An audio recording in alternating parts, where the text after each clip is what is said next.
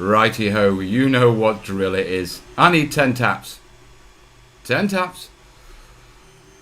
4 for the hell, 1 for the space, 4 for the yeah, 1 to put a smile on my face. Come on, folks.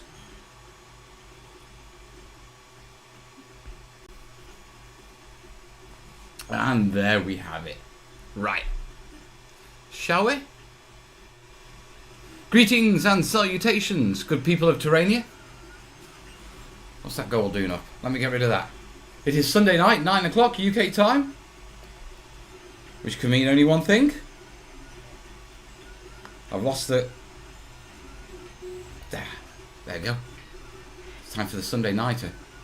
Yes, you'll have to let me know whether that is bothering you and whether I have to end it. Yeah, it's in the process of printing a hobbit hole. It's got a couple of hours due. And yeah, I owe you a go for dance.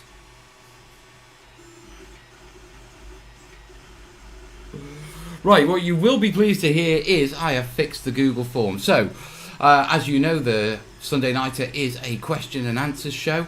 The link is down below in the comments, yeah, in the description. It's a Google form, hit the link, go across. There's 2 simple questions. What's your screen name? What's your question? Yeah, I could do with a few people firing that over to me. Yeah, so I can make sure that it's actually working.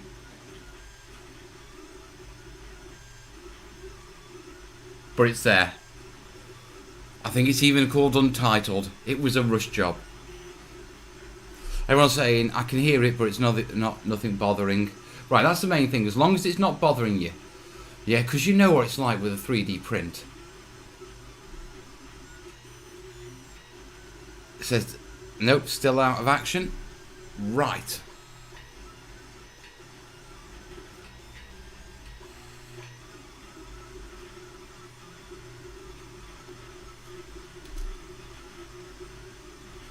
I wonder.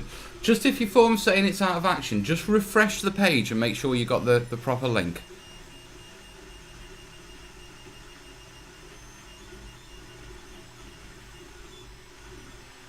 I'll see how that goes. And if it doesn't go, I'll have to do some testing. Now, I have been a busy bee. Mel, has the link changed? Yes, Tam, the link has changed. I thought I updated it in the description. But I'm not sure now. This should be the link. It should be that.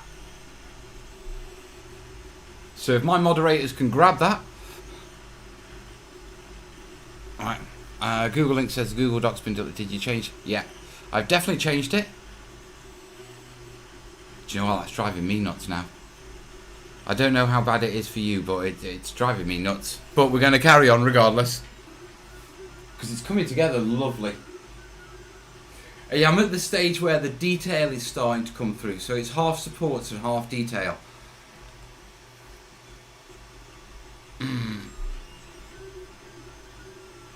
Is a non-terrain question. What temperature and bed temp do you print PLA? It's running at 200 degrees for the nozzle and 60 degrees for the bed.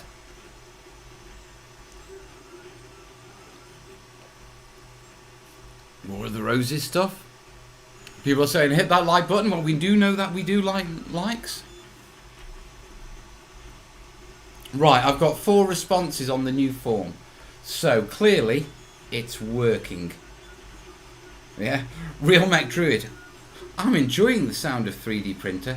I'm not.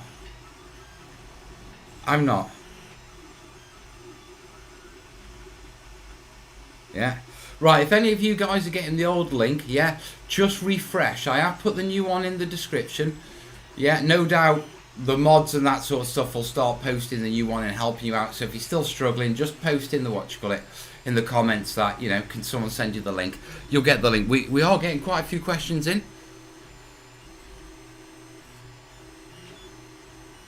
Three of which are, yeah, it's working.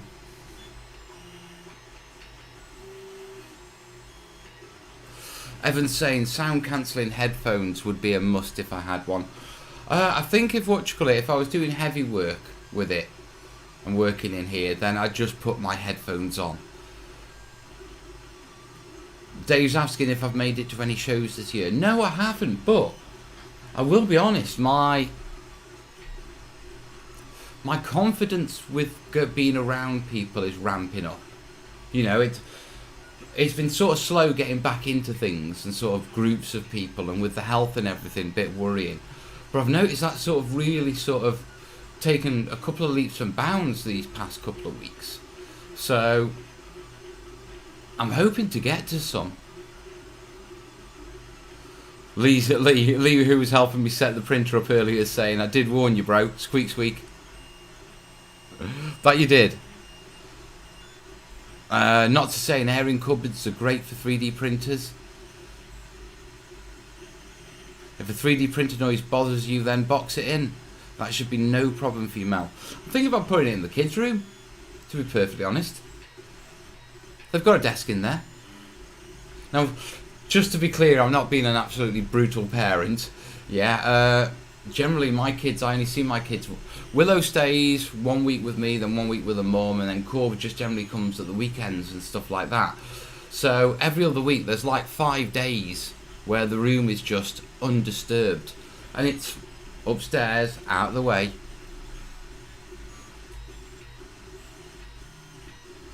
Yeah. Patrick's saying that I can sleep next to a working 3D printer.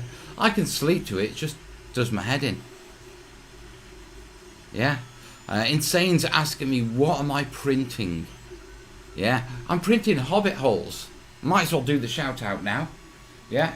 Here's one that Lee printed for me while we were setting mine up. Yeah. Look at that. Hobbit hole. Yeah. Now these are fascias that you embed into like polystyrene hills and stuff like that. Yeah. And then layer grass, you know, landscape, and flock it to make it look like it's a hobbit hole. They're really good. I've printed them on an FDM printer. Yeah, and really these should be printed on resin printers because of the detail. Yeah, but even on an FDM printer, they've come out really nice. You know, really nice. And so I've just got another side of the hobbit hole printing at the moment. Yeah. Now these are available on Kickstarter at the moment, so I'm going to do a cheeky shout out. Yeah, for Real Terrain Hobbies, Kickstarter. I need the link, as always. Kickstarter. Start tapping it in, and Hillside Hamlet. Oh, that's to those Kickstarter. The files. Hillside Hamlet, that's it. Now he has got a week to go. 624 backers have backed it. 23,000 raised. It's definitely funded and all that sort of stuff. And throw the link in. So the link is in the chat if you want to go check it out now. Yeah, I've got to say, they're really nice. I've just got the 3D files for one of the one of the pieces. Yeah, the number 9. But they are really nice. And the pumpkins and the wheelbarrow and stuff, they're definitely making the Burma build. Definitely making the Burma build. Yeah, they're perfect for it. So I'm trying to find the photo of the one I've got. Which one is it? Right, they are Halfling Home 1. That's it. Can I screen grab that? Tell you what I can do.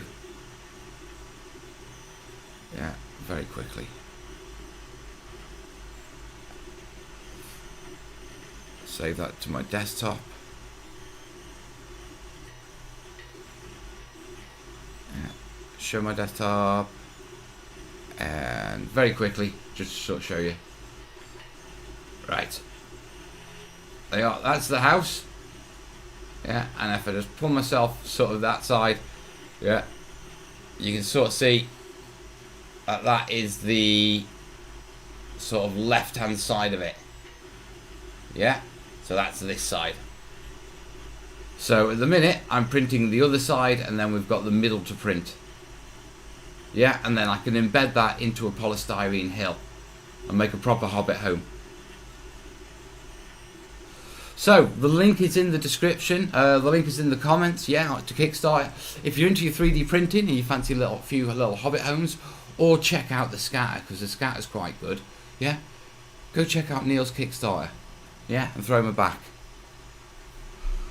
Right. I just need to check it. You've got to check it, haven't you? Oh. It's just at the bit where the detail's just starting to come through. Right. Yeah, Tam said, if you are going to salute next Saturday, post saluting. Yeah, James is going, Martin's going. Evening, Crawley.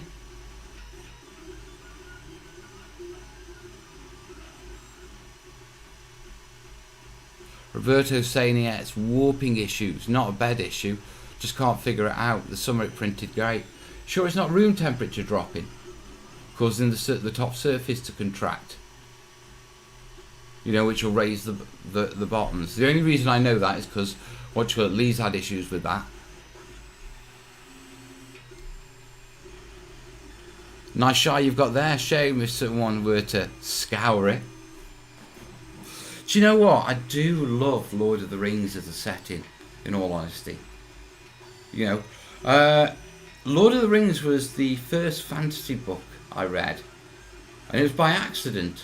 I found it, yeah, in the school library, and it was the only fantasy sort of book they got.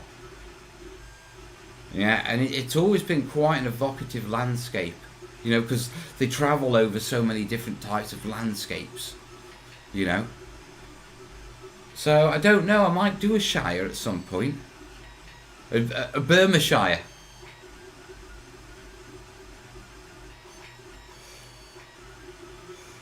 I may have hobbit feet, but too big for a hobbit home.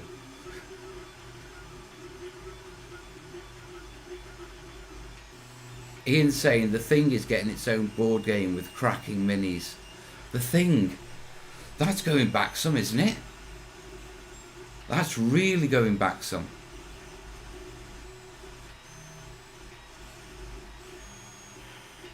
I mean, what doesn't get converted? Thank you, Odin.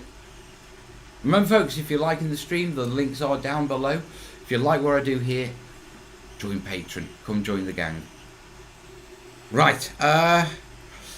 What doesn't get turned into a board game nowadays, in all honesty? I mean, do you know what I mean? I mean, everything's a board game nowadays.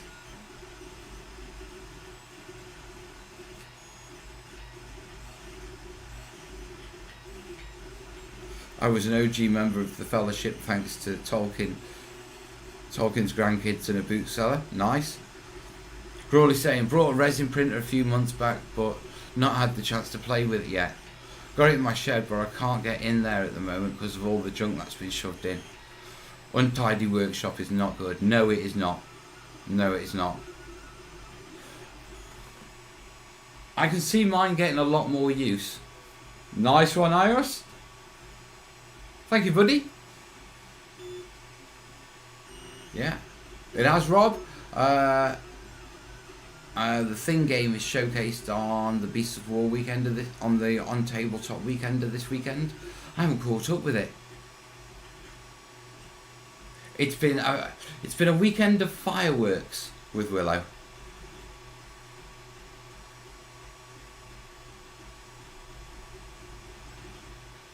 Bill Roy's got a good one on 3D printing, or a cool breeze at the height over the print bed. Hold a piece of paper loosely at the sides of the print to see if there is a draft affecting the print to check. Such a simple thing, and you just don't think about it, do you?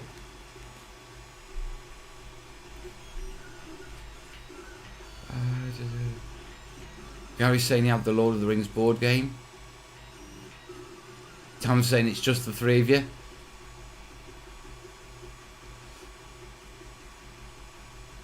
If you went up to my schoolyard library and asked a book on fantasies, you'd end up in front of the headmaster. I imagine.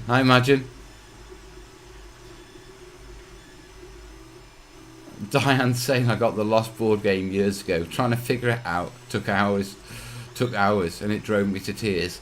It's true to the series then. I like that. I like that it's true to the series.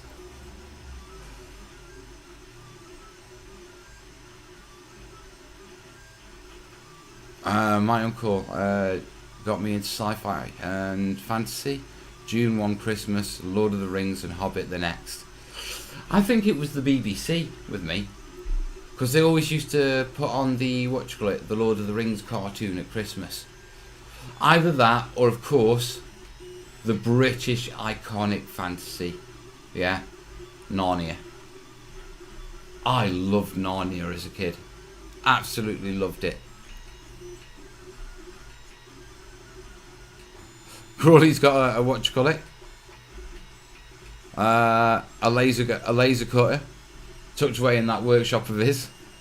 Haven't messed with laser cutting yet. Yeah, your assist is going, so you remember the 5th of November? Of course. Always remember the 5th of November. Or more importantly, Willow likes fun fairs, which means she got me on all sorts of terrifying things. Absolutely terrified me.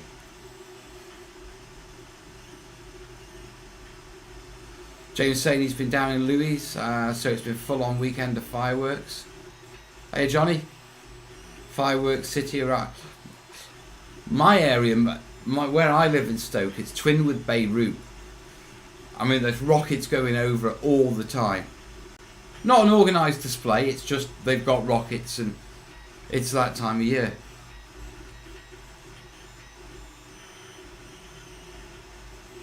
Not forget Bernard Cribbins narrating The Hobbit on Jackanory. Oh, damn.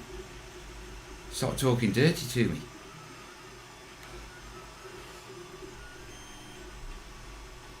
Diane didn't finish the story. We never actually got to play the Lost game because we gave up in the end. It was that bad. Bit like me in the series then.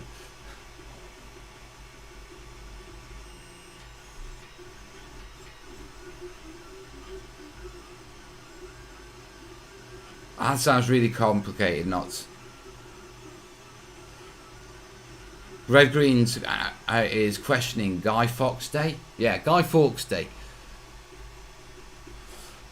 Which is, it's kind of an oxymoron in the UK, because Guy Fawkes is basically, it's a celebration, yeah, of us capturing and burning alive someone who tried to blow up Parliament back, a couple of 100 years ago. Which is quite ironic, because now I think you'd want to put most of our politicians on the bonfire and not Guy Fawkes. But for some reason, we love it. It's one of our favourite holidays. And it kind of works well with Halloween. You see, we have Halloween one weekend and then we have Guy Fawkes the following one. So you have all the scary trick-or-treaties, and all the girls get to go dressed out as wanton hussies and stuff like that uptown on a Saturday night. And then the next weekend, it's all bonfires and frothy drinks and fireworks, and here comes the boy. Hey up. You're right. I am. Yes. Ugh. What? Don't know. You mean you've just walked into a live stream just to go, I don't know? Yeah, very much. You're pretty casual and used to being on YouTube at this point. Yeah. I mean, you're not even like, am I disturbing you, or is it this? It's just like, I'm going to walk in and see the live stream. No, it's chill. No, it's chill. Doesn't bother me. It's just, it's quite bizarre really, isn't it? Do you not think it's bizarre, like you can just casually walk in and you're not even walking in with a purpose, son. You've just walked in to be like a teenager in the room. Yeah. Oh, guys.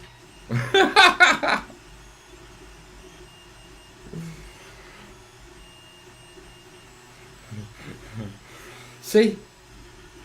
Don't get your hair set on fire, son. No, I'm sorry. How is it doing? It's coming along. I can tell. I was doing audio wise.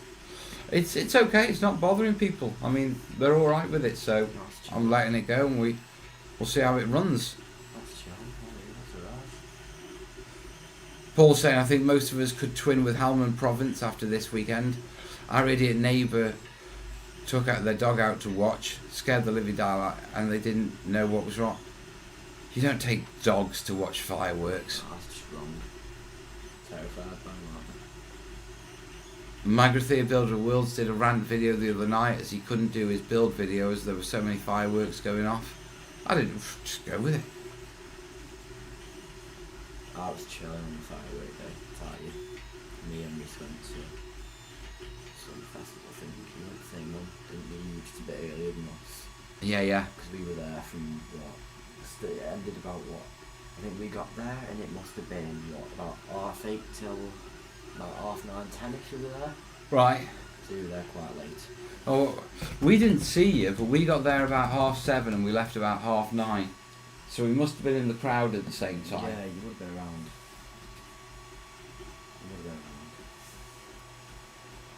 But yeah, it was a really good fireworks display. To be truthful, and it was the first time I've ever been around that many people. I loved it. Yeah, it was good, wasn't it? Me and my son absolutely loved it. And just like that, he walks out. Just, yeah, Sunday night, Dad's live streaming on YouTube. I'll just walk in with no purpose, have a bit of a blah, and walk straight back out. Da-da-da-da. Oh, yeah. Now say that with enthusiasm. Corb doesn't do enthusiasm anymore. He's fully embraced his Kevin period. I'm just glad he washes, to be perfectly honest. You know?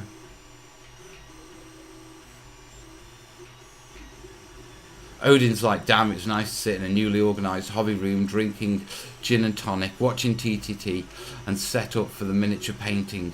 First time in ages. It's also nice to instantly find everything you need. I give that 3 hobby sessions before you knee deep in sprues. You've got no idea where such and such is. It is nice though.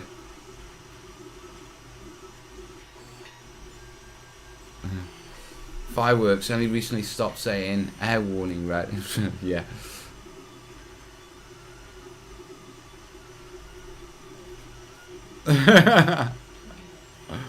Kevin.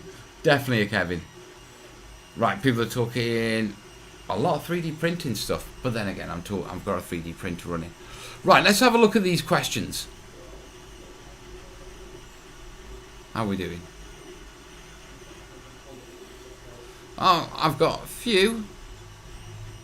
You have to shift chair up, we're coming and sit down for a bit. No, I'm not going to have to shift my chair up. Well, you are a little bit. We'll come and sit down. We'll come and chillax. We'll come and see what's good. What are you doing? What, me and Reese? Yeah. We're literally just sitting down. We're just going to sit down and just chat. We're just going to do the usual stuff. Probably look at some skateboarding stuff. Right. The usual, the good stuff.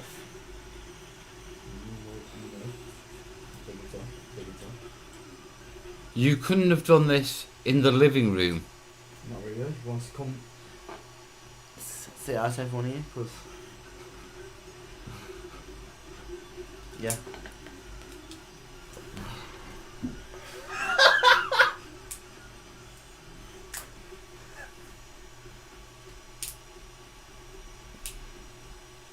Take that smile off my screen, son. No, not at all. Good fun. How are you anyway? You chill? Hello, Mrs.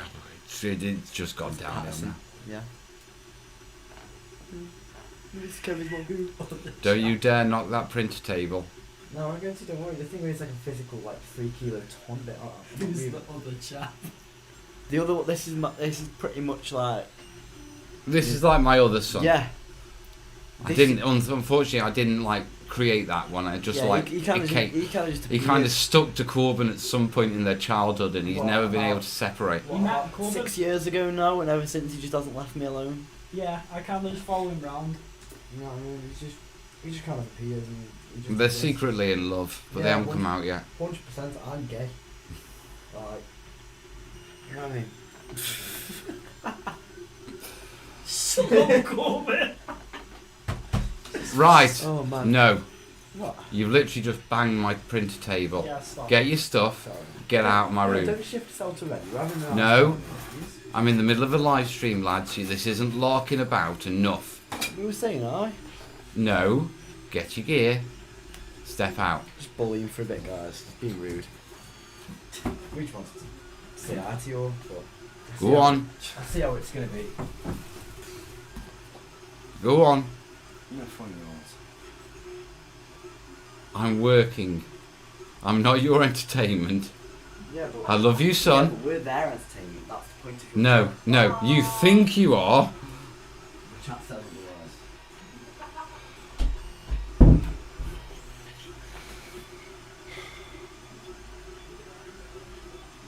I haven't got the energy for this. And I hadn't got the energy for what was that. Oh. Sometimes you do have to remind them who the daddy is.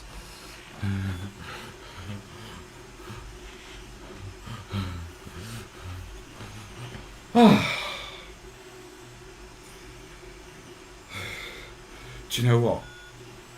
Them two, him and Reese, the smaller lad, 100% Kevin Perry. Yeah, Reese follows him round like Perry, and Corbin leads them with no idea where it's going, and Reese follows him round like Corbin's got everything. Oh. Anton Decker. I've changed to Anton Deck. Oh, I'm nicking that one. You need a lock on the door. Caring Commissar. I sometimes forget you're a father too. Sometimes I think they do as well. You know, I've always had a good relationship with Corb and my kids and that sort of stuff. Yeah. But sometimes Corb thinks it's just like he comes down here and it's like he's with one of his mates and it's like, whoa! They're probably making jam sandwiches now. If they are, yeah, if they're making jam sandwiches, I can guarantee somehow it will involve using every surface in the kitchen, every kitchen utensil, yeah, and also the oven, which they won't switch off.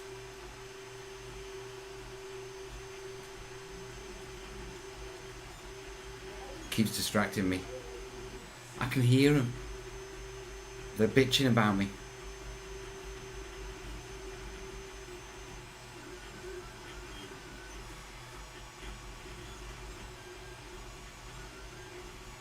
Lovely to see you branching out into Middle Earth. My favourite fantasy game. Hopefully see some tutorials for us Tolkien fans. Maybe, maybe. Oh, can one of my moderators ban Corbin, please? Tam, ban him.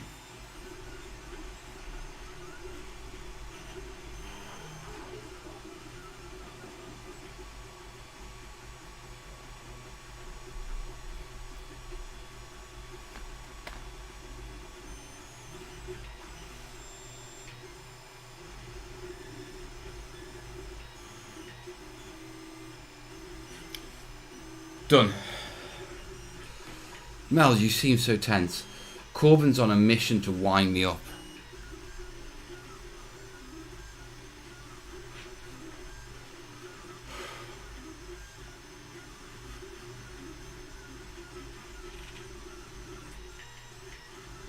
Right.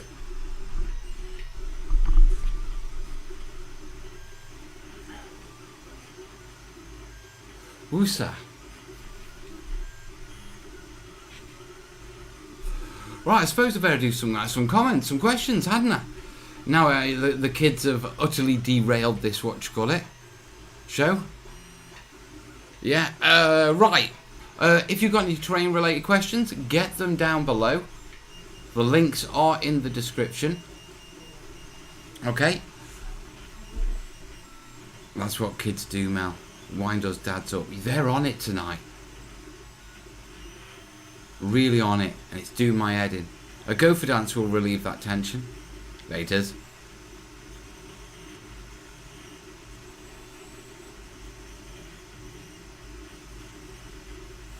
Not to say in that Montana graffiti spray can store. There's some great new lines coming out in December. Some of them very much of interest to model makers and terrain builders. As long as I like good shades of green and brown from my spray cans.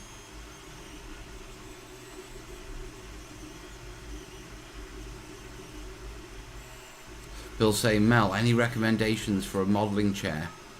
I haven't, to be truthful. I tend to just sit my backside down on whatever I've got.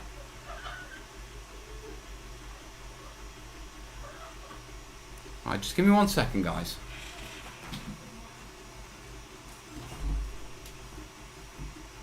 I can hear you.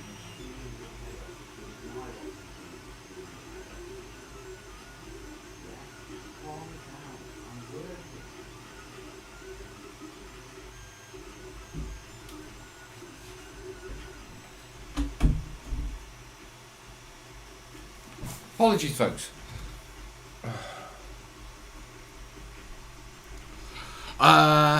CJ is asking, did anyone else back Duncan Rhodes' Kickstarter? Yes, the dad foot did just come down.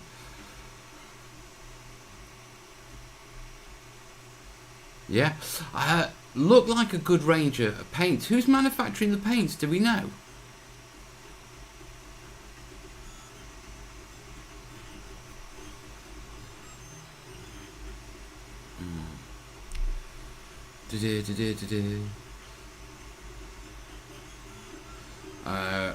Jason saying he has a Maxnomic gaming chair that he's used for hobbying since 2013. It's super comfy. It's held up really well. The gaming chairs they make really are, really are pretty solid.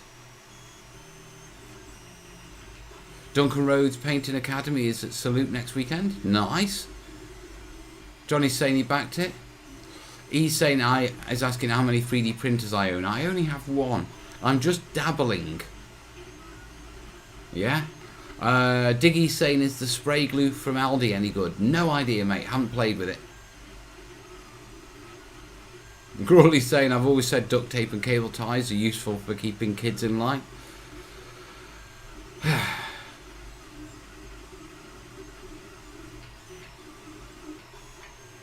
Dave's asking, any advice on painting 3D models?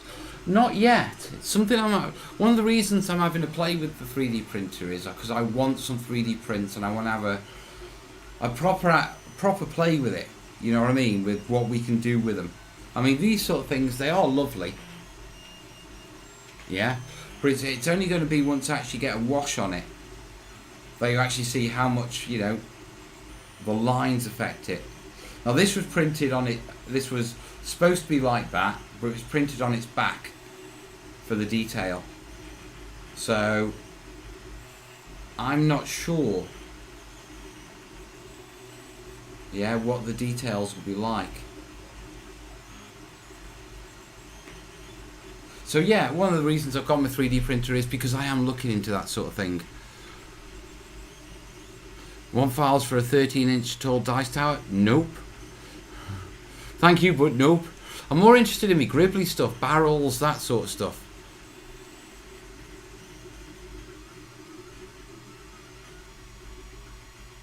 Are you using the 3D printer to make civilians and villagers figures for your games?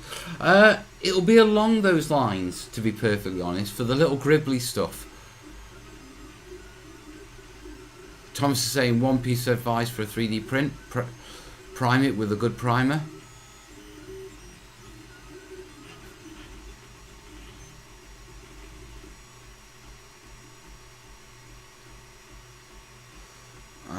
Mal, water-based varnish spray, acrylic paint sprays better than Army Painter or GW.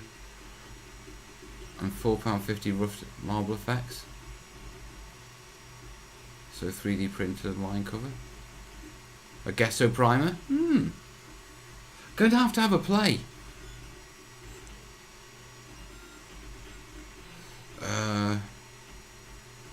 Layering for FDM prints, no washes. I can understand that because washes and dry brushing. I was thinking stippling would work well as well.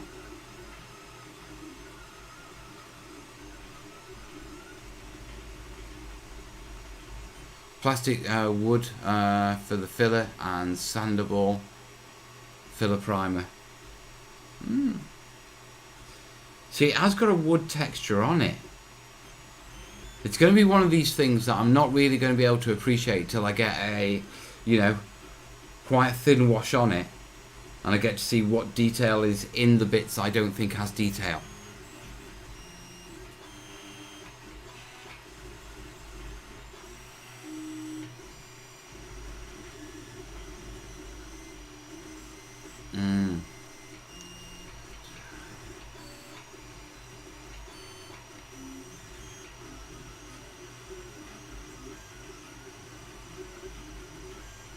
Use UV resin on a FDM print.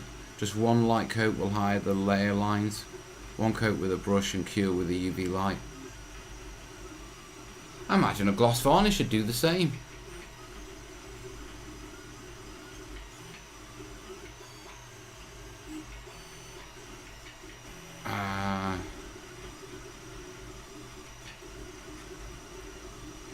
Right. One quick check on how it's going.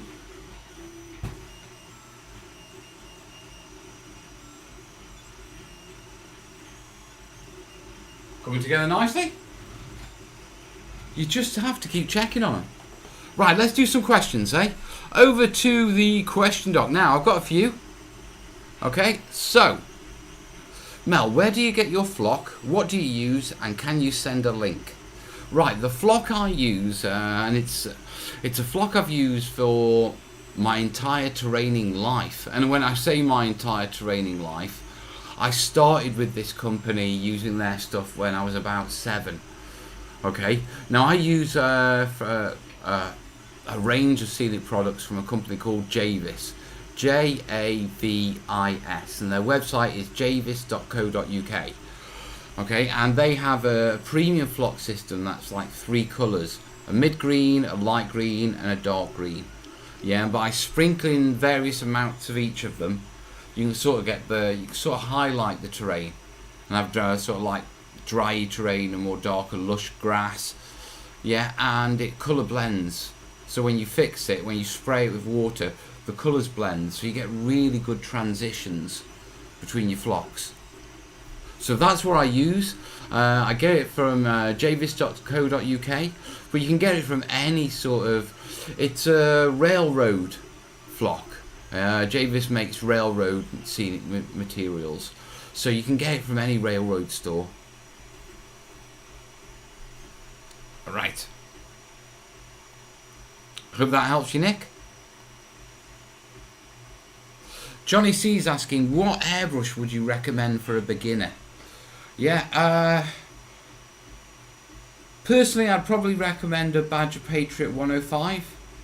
Yeah, they're a really good all-round airbrush, so they can do everything from miniatures to terrain. They're quite robust, simple to use. Above all, use a decent brand airbrush. You know, no matter what brand it is, yeah, don't use the generic sort of, unbranded ones that come with with like compressors as an airbrush starter kit. If the airbrush hasn't got a proper brand to it, manufactured by a proper airbrush manufacturer, then all that airbrush is really going to be good for is probably sealing your terrain with watered down PVA, because the moment you try and put any pigment through it, you're going to have nightmares. And if you're just getting into airbrushing, then I highly suggest that you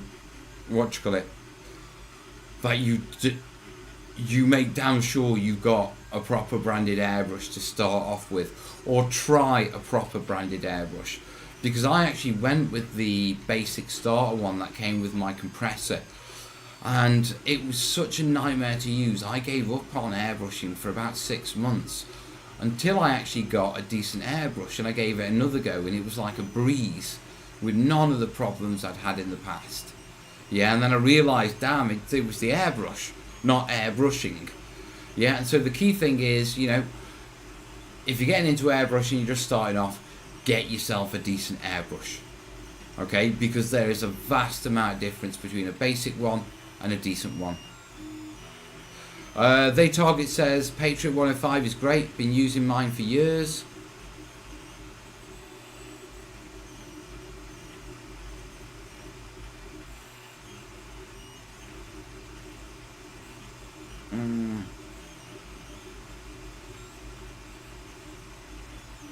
Patriot's a nice little device, just make sure you watch videos on how to clean it before it.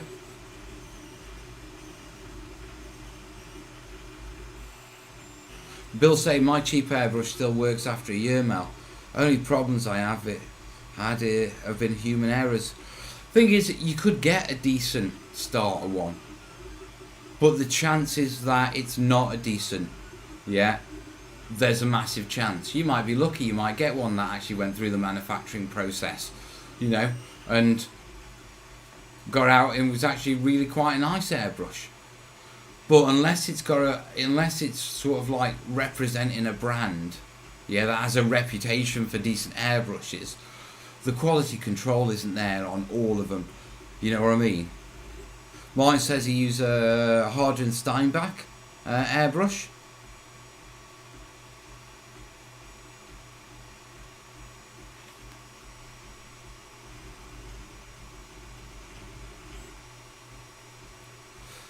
The Thing, no worries, mate. Look after yourself. Right.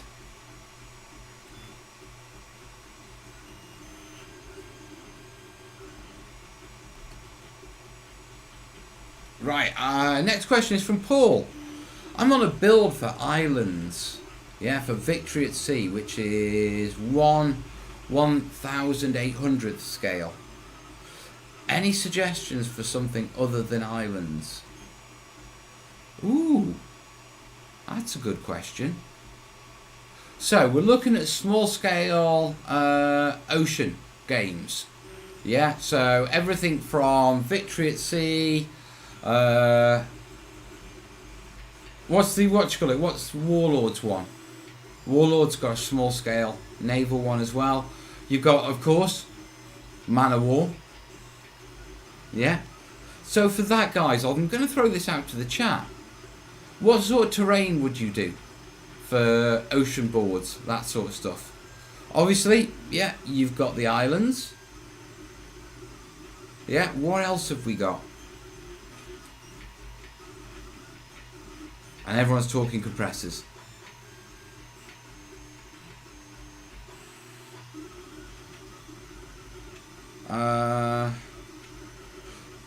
Gallon's saying do a whirlpool.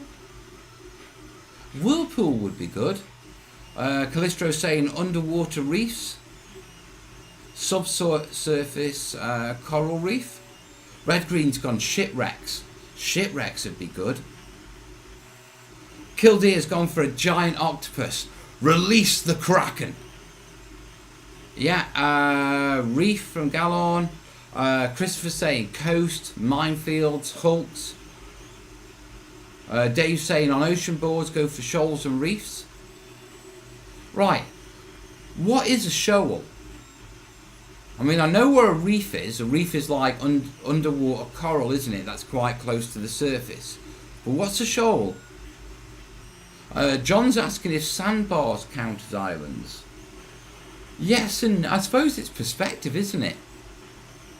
Andrew's thrown in, you could do the atoll variation on islands, which is the atoll's the one where you have like the pool, the deep water, freshwater pool, isn't it? Sort of surrounded by island.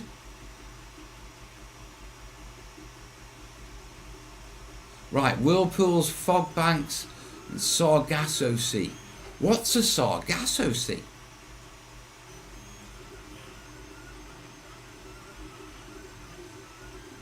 Ah, Warlords is Victory at Sea, so it is. Callisto said, of course, Sea Serpent. Tam said a pod of whales. Seaweed matting. Mark's thrown in Aquaman. Riding a dolphin. SpongeBob style. A shoal is a herd of fish. That's what it is. I'd heard the name. I couldn't put it down. Sandbanks. Ah, Gallon saying a shoal is a shallow area, generally gravel or sand based. A shoal is something undeep. Garbage patch. Thanks, Mons. Torpedo track Mark Wakes. Yeah. A Sargasso is a kelp forest. Seaweed. Right. Nessie. A lighthouse, of course. Cthulhu. So, okay. I think that breaks down into a couple of categories. Yeah, we've got the sort of animals.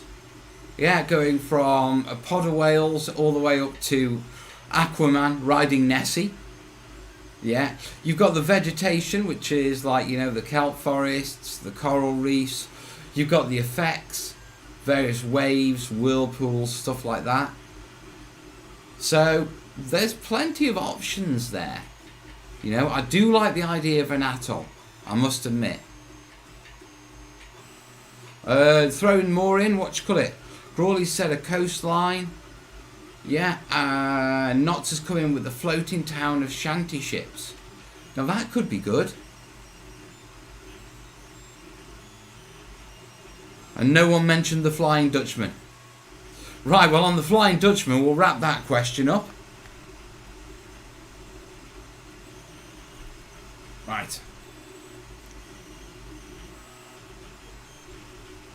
Okay, Ben's asking, got a question in regards to colours on a terrain board. Not sure if it's out of your comfort zone. Okay. I'm planning a World War II bombed out city board with everything set in black and white colour tones, except for a small corner where a camera team will stand. Everything behind the camera will be in colour. How do I make sure the details still pop despite everything being in black and white? Right, what you've got to do in this sort of thing, in the situations, is avoid multiple shades of grey. Yeah? And I've never done a black and white build, but there was one at Salute one year that was done in the style. It was a Victorian vampire skirmish game, but they'd done the board in the style of complete black and white, so it'd come out as, you know, like a film, a black and white film. And it was really good. Now, the way they pulled it off is because they'd stripped the colours down to, I think it was about, I could tell, probably about 4 or 5 shades from white to black.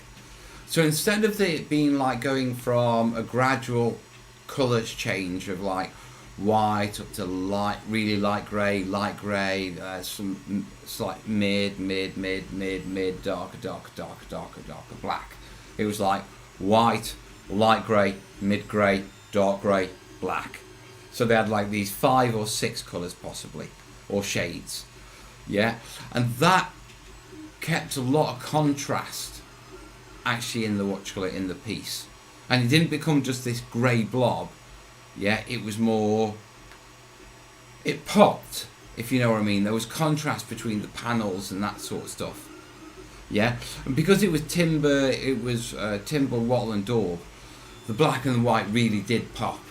Yeah, so I would do a test piece, to be perfectly honest. Yeah, to see how it goes. But I would try limiting your grayscale palette, yeah, to a few very clearly defined shades of light. Because it's not technically colour, is it?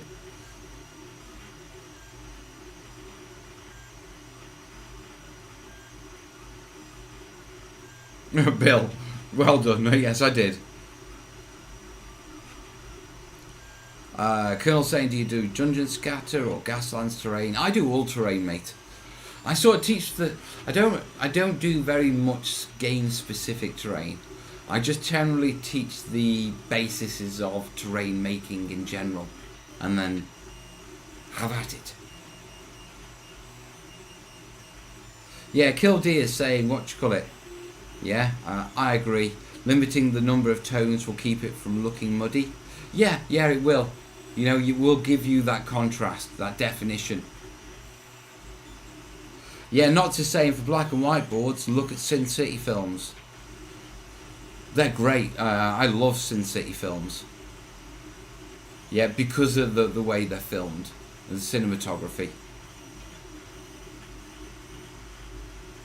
Diggy was just saying that scenery was just made by a colourblind person. Bugger off.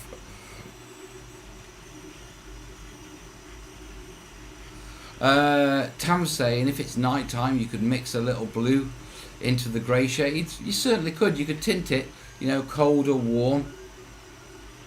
You know, so it isn't so sharp. And I'd probably like to tint it a little bit warm, to be truthful. If it's a blasted city rather than cold. I think cold suits fantasy and nighttime stuff, but a blasted city. Also, you know, there's going to be bricks about.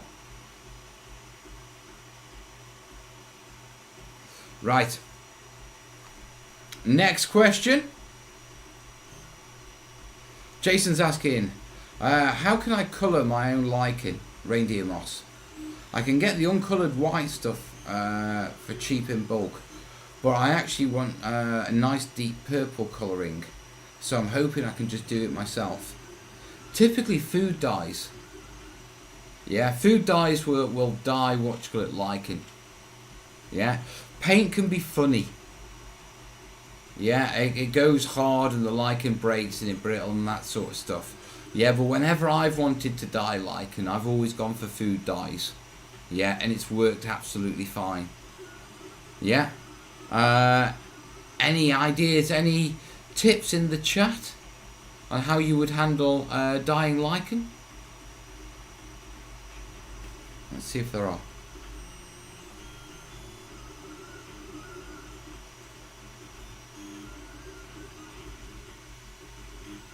Yeah, Kildee is saying food colouring with hot water and a bit of glycerin. Yeah.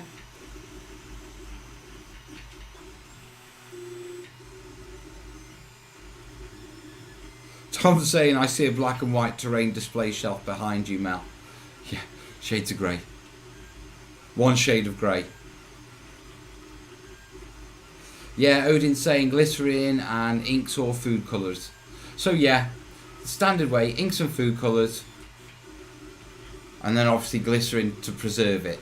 I'm assuming if you get in natural, you know, natural reindeer moss, it hasn't been preserved yet, so it needs soaking in some like watered down glycerin.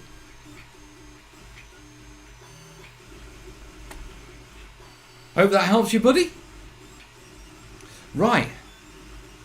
Callistro's asking, Mel, how are you planning on integrating 3D printing with more traditional modelling?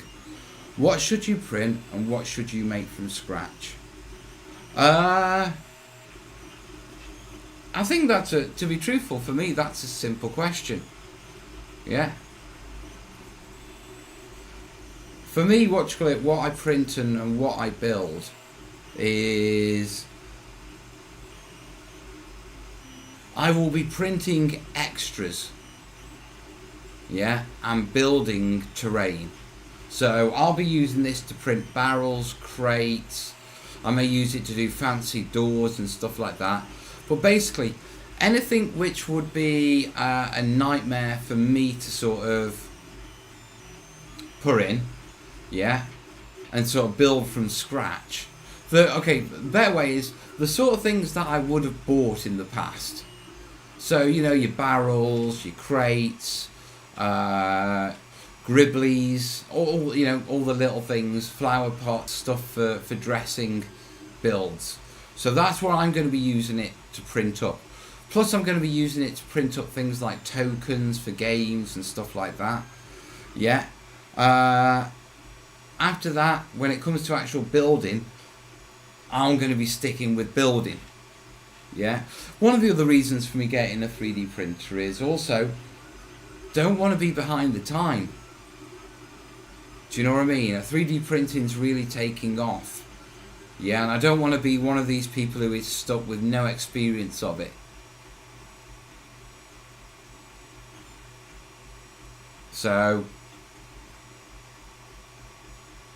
yeah, as Leslie's saying, repeated elements. So yeah. I mean, to be truthful, my plan was, yeah, to 3D print masters with it, and then make an RTV silicon mold and cast them.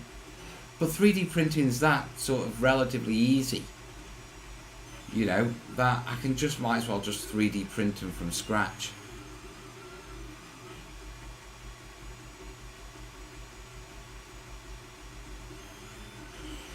Gallon's saying, ooh, a 3D doodler would likely be great for drooping power cabling. Oh yeah.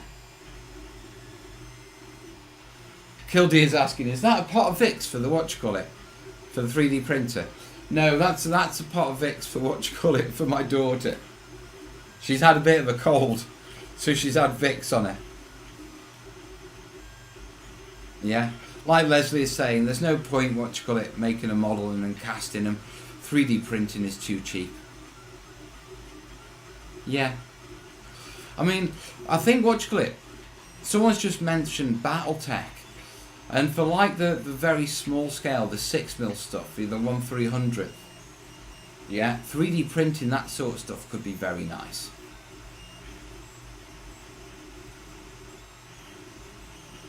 Yeah, not just saying it's just a different tool, new skill set, different tool.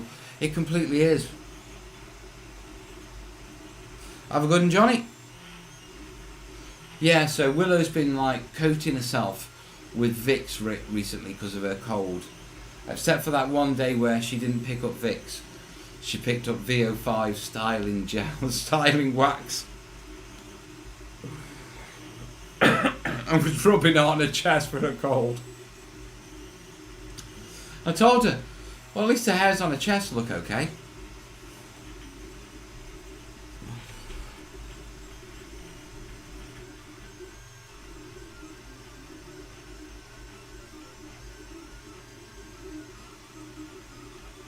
I went to shoebox and butcher's paper and drew on the windows and doors. You would want a resin printer for Battletech stuff. Maybe the miniatures, but I'm thinking about the buildings. I've got to have a play with it, to be perfectly honest, and to see what we can get out of it. I mean, I've also got these to work on. Yeah, so I've been working on my Burma village lately. So I've got more huts to put together. So we'll see those on Thursday's build stream. Right, let's move on. Gallons. What 3D printer do you have? I have an Anycubic Mega i3, I think. Yeah, it's an Anycubic Mega i3, but it's got an S on the front, and I'm not sure if that means it's special.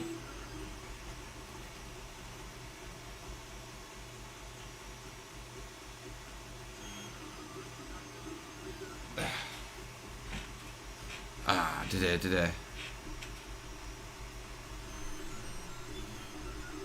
What scale figures do you play with, Mal? I play with 28mm. Right, next question. 11 of 14. Gallon. Do you CAD anything up or print it or just get stuff off the internet? At the moment, I'm purely getting stuff off the internet. Yeah, and things that people are sending me and that sort of stuff. You wouldn't believe how many STLs you get offered when you're the terrain shooter. It's ridiculous. Yeah. I honestly don't think I'll ever get round to CADing stuff up. Yeah, and the reason being is just plain and simply the investment in time in me learning CAD. I've got too much terraining to do, you know. I've got a jungle village Yeah, half done. You know, taking up all my studio at the minute that I've got to get finished. I'm still teaching myself video editing. I've still got to refresh all this digital stuff on on the live stream templates and that sort of stuff. I've got teddy bear stuff to do. Yeah, and so I'm quite happy at the moment being confident enough that I can 3D print stuff. You know, I can get things down, I can manipulate it within my slicer program, which is Cura. Yeah, and then I can and then I can print it. Okay? And so I think the investment in time in actually trying to design things in 3D, I think the only difference possibly was, I think there might come a point where I learn the fundamentals so I can make simple gribblies myself for like brackets. But from what I can tell, you can get those sort of things already. So, like Leslie's saying, 3D modelling on CAD is another hobby in itself. Cheap packages are tedious as expensive ones bundle the commands for you.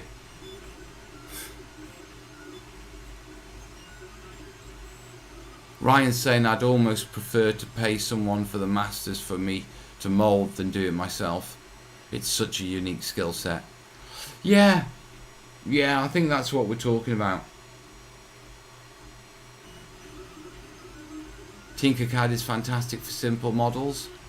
I imagine there are some simple models and stuff like that you could do and that sort of stuff. But like you say, to do anything decent with it, you know, that's a hell of an investment in, you know, learning what works.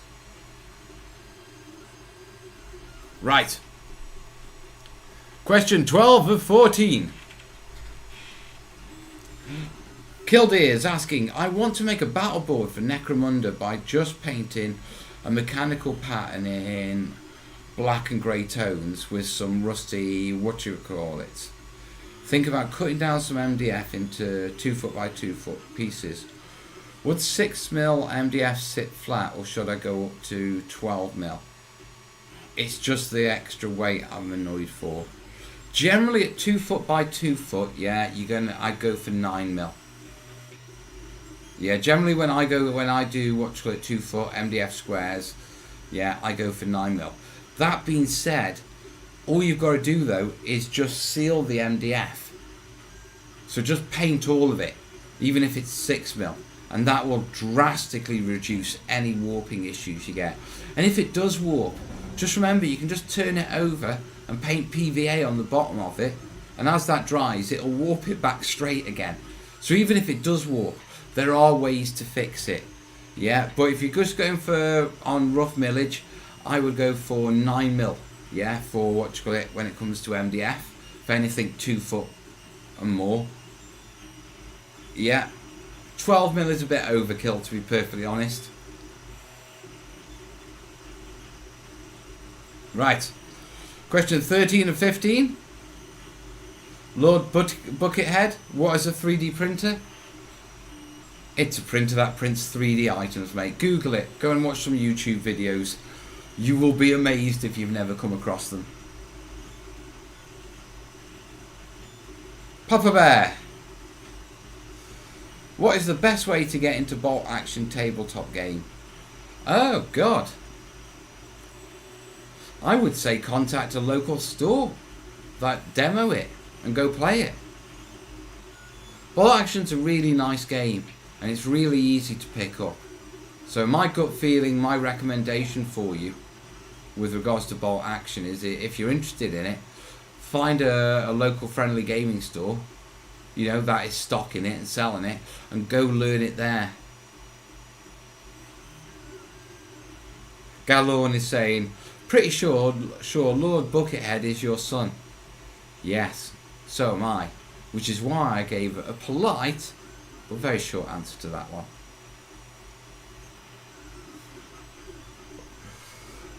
On the basis that Lord Buckethead appeared just about after we kicked Corbin out.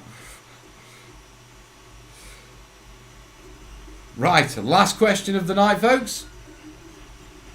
From the Rusted of the Beetle. Do you have any issues finding replacement hobby supplies in the current environment of logistical issues?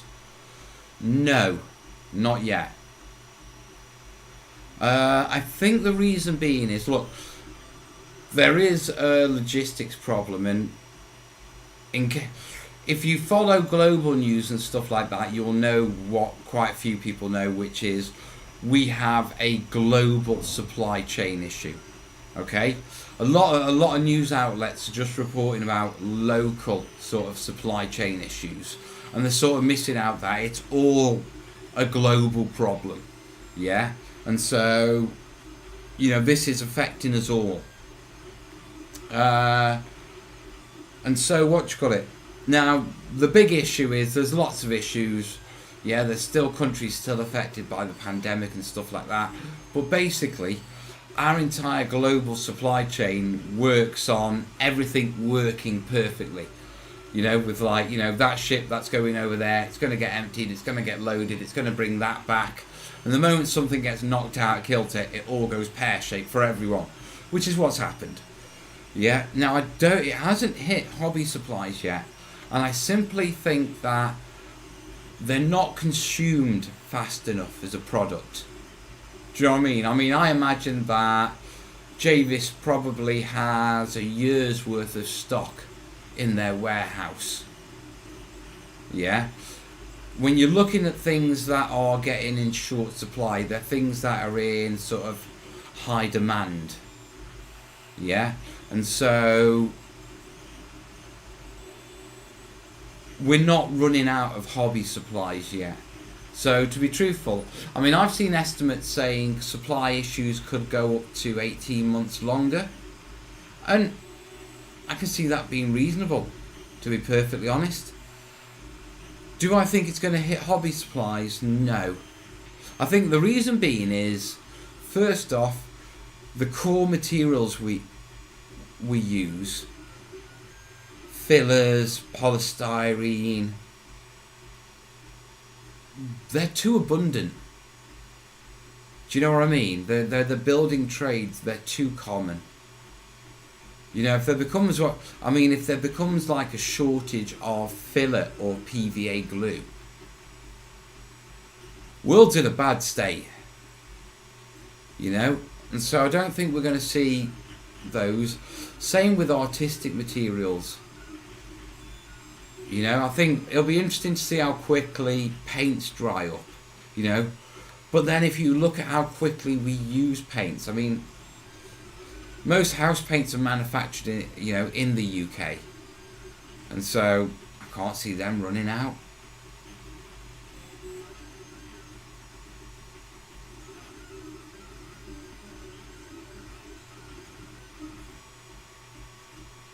Knots is saying, been getting some supply issues, mainly shipping containers not being picked up and then sent back to the supplier.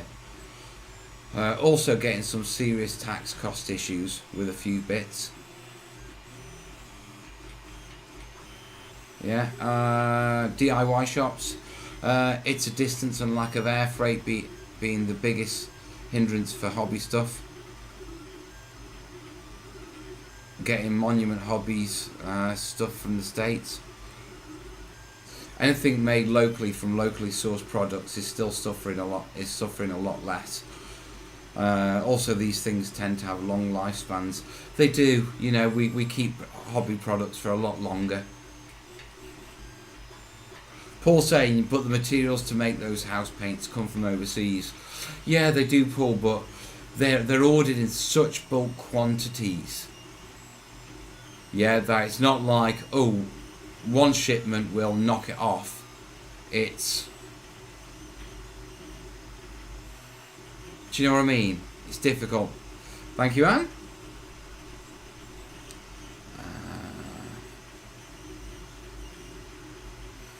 Jeff Singers, what you printing? I'll show you. Thank you, Anne. Yeah, I'm printing that. It's part of a hobbit hole. A halfling hole. For a little bit of Shire building. Or I'm printing another piece of that. So with regards to the logistics, I think it is going to affect our hobby, but not as hard as it will affect things like the board game industry. I mean, the board game industry is going to get absolutely hammered by this Christmas by the logistics. I mean, between the rising cost in shipping costs from China, where all board games are manufactured, which is ridiculous. I mean, I thought it got silly, yeah, because when we did the book, we priced it and the shipping based on what was pretty typical shipping pricing. But obviously I was ill, so there's actually a longer delay between our quote for the shipping and us actually shipping. Yeah, and the container quotes went up quite considerably. You know, that the bill was, it was an additional 5-figure sum to cover the shipping of the books from Europe over to the States, which is why we sent over quite a few thousand on the basis of, well, let's not do that again anytime soon. Yeah, but the price of shipping has gone through the roof since then. Yeah. Yeah, yes, Rusted. That is from, Real Terrain Hobbies, Hillside Hamlets Kickstarter. It's really nice. It'll look good with the other bits in, but the detail on it is brilliant. And I love it. I love what the sort of like time he spent with it, like the fact that the bricks are in different directions. He's not just templated it and knocked it out. You know, you can really imagine a hobbit in there going, I'm going to put those there, put them there, put them there.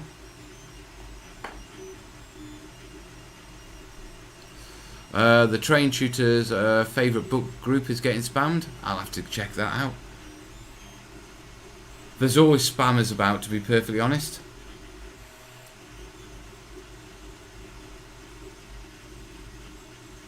Yeah, Diane's saying not to negate the supply issues, but a more urgent problem in the UK is the lack of haulers. A lot of stuff is just waiting to be picked up from the ports. Yeah.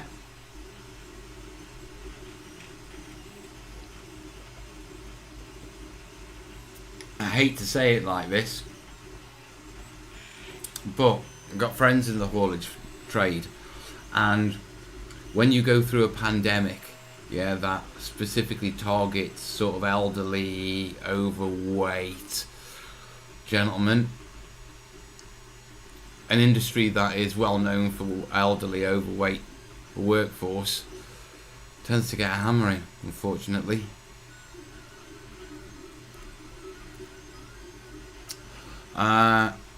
And saying, thank you, really love watching your videos, just made my first Lord of the Rings diorama and turned out so good, thanks for your advice. Email me the pics, Sam, I'd love to see it. theterraintutor@gmail.com. Tam saying, delays at the ports have the biggest impact on the container shipper. Rather than a few hours in port, they're anchored for a few days. Makes the total shipping time longer. And of course, that has knock-on, you know, to supplying the next shipment, which is supposed to be booked to be loaded on a Wednesday, and the ship's still at another port waiting to offload. And I think this is why it's going to take us a long time. Look forward to it, man. I think this is why it's going to take us a long time to actually get back in the saddle. But I don't think it's going to hit us terrain builders because how common the products are we use. Do you know what I mean? It's like paints. We've got that many different paint manufacturers and stockists and stuff like that. You know, glue. There's that many different places you can get PVA from. Yeah, I mean, we can make our own flocks, our own clump foliage.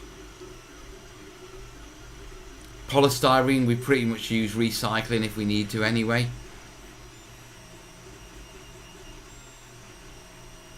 Dig's just saying outside California they were anchored for a few weeks to just over a month. Oh god, it's go for dance time. I suppose it is. Well, on our little discussion of the supply chain issues, I suppose we'd better call it. Yeah?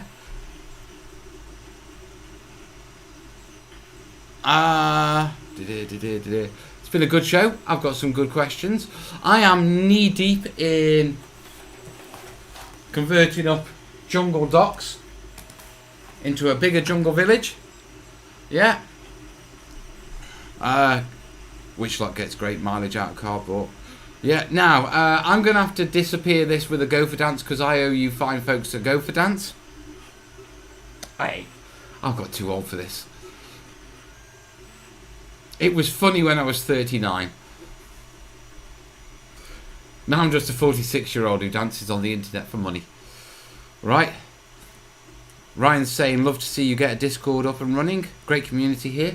I've got a Discord. I've got a Terrainiacs server on it. I just haven't set it up or learnt how to use it yet. So I'm going to shock you all now with the obligatory go for dance that I owed you for last week for being absolutely awesome. In the meantime, I'll say keep an eye on the channel for the terrain videos coming this week. Yeah, we've got a terrain lab as well. You'll like it. I'm messing with teddy bear fur. It's been great fun. Yeah, so keep your eyes out for that. I'm going to need 10 taps off you, because then I'm going to end the stream. Yeah, so 10 taps, 4 for the yeah, 1 for the space, 4 for the hell. No, 4 for the hell, 1 for the space, 4 for the yeah. 1 to put a smile on my face. I'll see you soon. I hate this bit. I'm getting too old for this. You're awful. I haven't even got music. Right, go for dance for Caddyshack.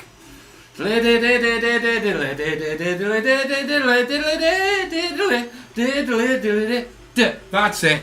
I'm done. You're off. Bugger off. I'm getting too old for that. Love you folks. All the best, yeah? Ta-da. End it.